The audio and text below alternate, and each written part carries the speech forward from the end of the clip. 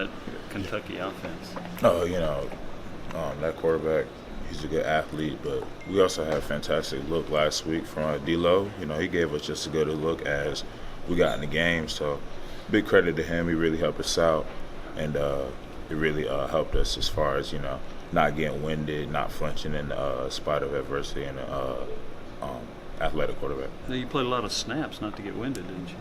Yeah, I feel like just because of our nutrition staff, our weight staff, and and also D-Lo, we were ready for what they threw at us.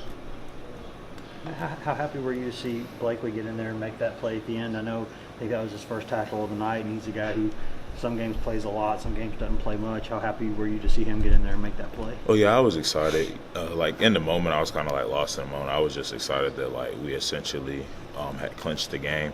But then as soon as I see the replay and I see that Blakely got in there, was the first guy there, and almost just choke slammed him behind the line of scrimmage. That really excites me because that's my boy, and it's good to see another fellow D lineman make a play like that. Especially a guy who maybe has he's played I think every position almost, it seems like, the past few years. And, yeah, he's always been been a team. He's been a team first guy about it. How good is it when you see guys like that have success? It's fantastic. It says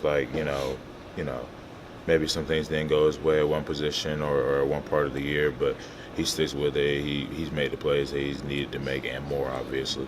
You're kind of in a familiar position here, 5-5, Missouri and Vanderbilt up next.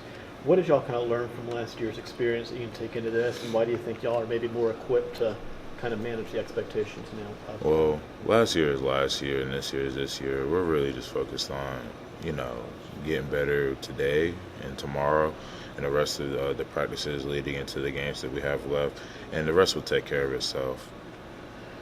Matthew, how tough is it when you're a situational player like Jaquan there at to have that role, a goal line, to keep your focus and be ready, maybe just getting a few snaps a game with that? Being in a situation like that does take some mental fortitude, and Jay Blakely has that.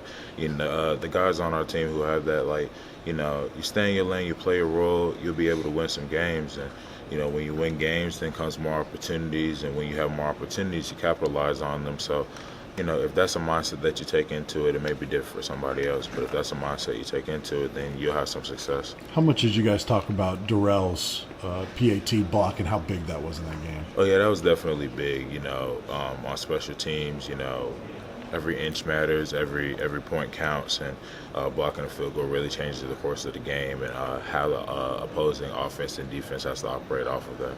Did the coaches use that as kind of an example of why every play in a game can matter, and even on a small play like an extra point, you got to give that full effort, and it ultimately could be the difference in the game? Yeah, they definitely use that. They also, sometimes have to use plays that were maybe it was a positive play, but could have been even better, as an example of that. So, like I said, every inch matters, every play counts, and it may not affect the scoreboard, but it'll affect the opposing team or our team's, way of going about the game.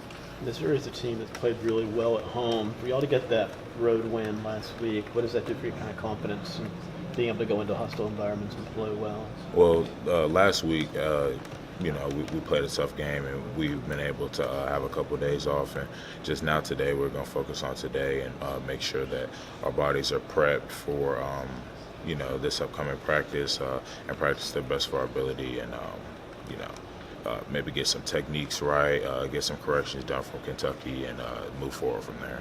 Matt, when you get an open day or a bye weekend, are you a guy who just sits around in the house and watches football, or do you kind of like to get away for a day or so? Just kind of whatever comes up. Like this past weekend, I just spent time with some family, ate well, made sure I got on top of my nutrition, came in here, got a little extra recovery and whatnot. Matthew, we talked to K-Ron earlier. What have your battles been like with him in practice, and talk about him developing now that he's healthy?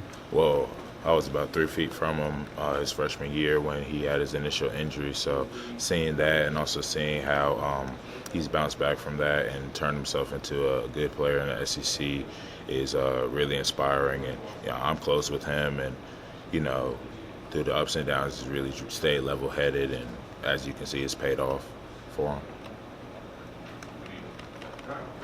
Thank you. Okay, thanks. All right.